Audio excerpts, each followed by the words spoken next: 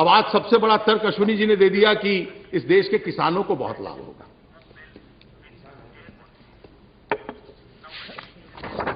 मैं केवल 2-3 तर्क इस संबंध में देना चाहूंगा। आपकी सारे तर्क का आधार यह है कि आज बाजार में बहुत सारे मिडलमैन हैं, बिचौलिए हैं। वॉलमार्ट प्रत्यक्ष रूप से किसान के पास जाएगा और जब प्रत्यक्ष रूप से किसान से सामान खरीदेगा, बिचौलिए हट जाएंगे और इसलिए किसान को उसका दाम ज्यादा मिलेगा।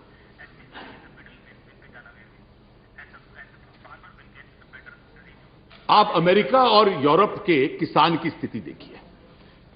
वहां तो 20-30 साल से ये लोग हैं। वहां के किसान को तो इन्होंने मालामाल कर दिया होता अभी तक। उनका किसान तो बहुत एफ्लुएंट होता, क्योंकि बड़े बड़े स्टोर वहां हैं, प्रत्यक्ष रूप से किसान से खरीदते हैं और सारा का सारा पैसा जो बिचौलिए की जेब में जाता था, वो बिचौलिए की जेब में न जाकर अब किसान की जेब में जाएगा। यूरोप और अमेरिका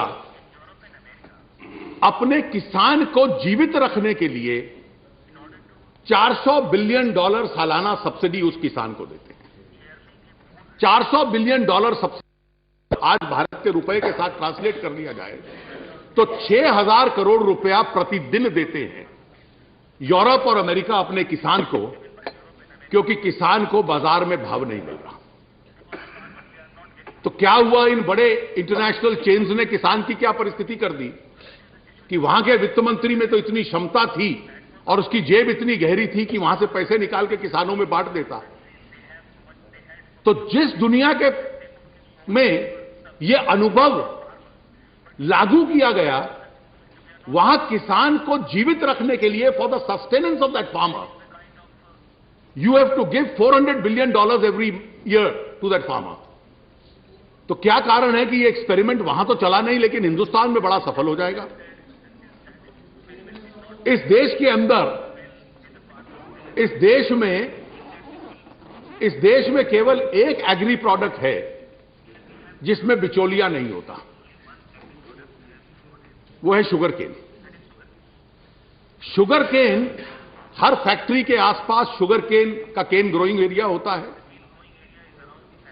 जिन प्रांतों में गन्ना उगता है वहां के नेता यहां बैठे हैं और हर फैक्ट्री को एक फैक्ट्री और दूसरी फैक्ट्री में 15 किलोमीटर का फासला होता है। हर फैक्ट्री को केन ग्रोइंग एरिया दे दिया जाता है। उसके ऊपर जिम्मेवारी लगती है कि इस क्षेत्र का गन्ना तुम्हारे लिए खरीदना अनिवार्य होगा, कोई बिचौलिया नहीं है। और अगर उत्तर प्रदेश की सरकार स्टेट एडवाइस प्राइस हर साल ना बढ़ाए तो वो गन्ना किसान भूखा मर जाए। आज समाजवादी पार्टी और बसपा के लोग वहां सरकारें चलाते रहे हैं पिछले कई वर्षों से। कोई बिचौलिया नहीं है गन्ने के व्यापार में। सीधा किसान से फैक्ट्री को खरीदना जरूरी है। ये जो बहुत fancy words, the idioms of the FDI in retail trade propagation from the farm gate to the factory gate, this is in fact taking place in the sugarcane trade in India. In sugarcane, the cane goes directly from the farm to the factory. There is no middleman. And the sugarcane grower in India would starve if the states did not intervene with a state advice price. So this whole experiment कि middleman चला जाएगा और उसके साथ एकदम किसान की बहुत prosperity आ जाएगी, ये अपने आप में पर्याप्त तर्क नहीं है। मैं आपको 2 उदाहरण देता हूं और इससे सारा तर्क समाप्त हो जाता है।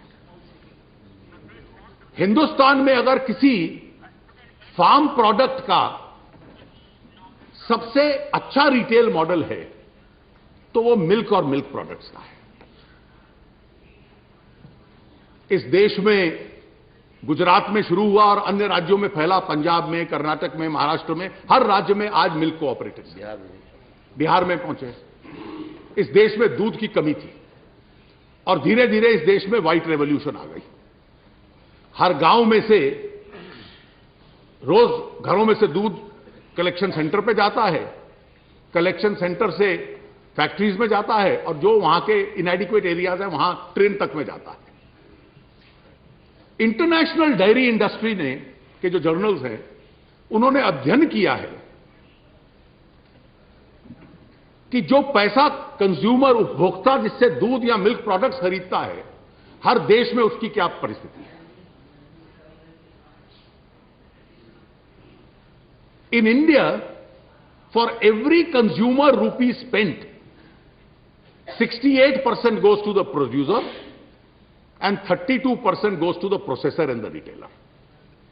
भारत में जितने रुपए का दूध बिकता है, 68% दूध के प्रोड्यूसर को जाता है और 32% रिटेलर को जाता है।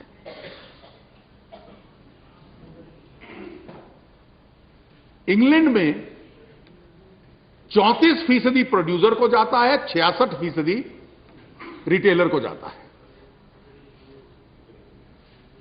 अमेरिका की भी परिस्थिति लगभग ऐसी है। और इसके पीछे जो कारण है, क्योंकि आपकी जो तर्क है उसमें बुनियादी गलती है। There is a fundamental flaw in, और वो गलती ये है कि जब छोटे मिडलमैन निकलते हैं तो सुपर मिडलमैन उसमें शामिल हो जाता है, और उस सुपर मिडलमैन का नाम है वॉलमार्ट, कैरफोर, टेस्कोस। वो सबसे बड़ा मिडलमैन उसमें आता है। और इसका तर्क समझ लीजिए ये क्यों होता है। बाजार की अर्थव्यवस्था को समझ लीजिए। You must understand the fundamentals of the market economy. In India 68% goes to the producer and 32% goes in retail. In England and America, the figure is the other way around. Because the small middleman is gone and a super middleman has come in. And the reason is, both for the supplier and for the consumer,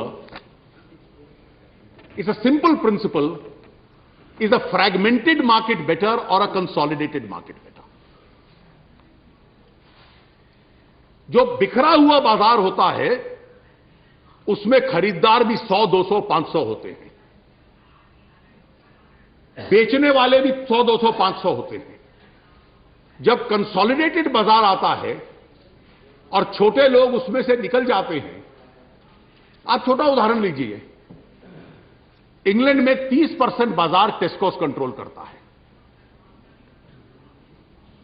There are 4 companies in England, Tesco's, Sainsbury, and 2 others, which control now 65% of the market. So the market is consolidated. उपभोक्ता को खरीदना है तो 65% लोग इनके पास जाते हैं। जब किसान या दूध प्रोड्यूसर को बेचना है तो इनके पास आता है।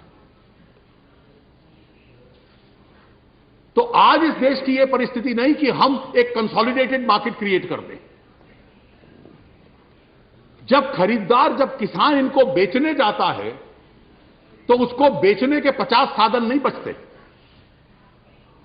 उसको बेचने वाले, उससे खरीदने वाले किसान से या दूध का उत्पादन करने वाले के 4 या 5 स्टोर्स बनते हैं। और यह दुनिया भर का सिद्धांत है। मैं एक एक देश के आपको आंकड़े दे सकता हूं। थाईलैंड आखिरी देश था जिसने एफडीआई शुरू की।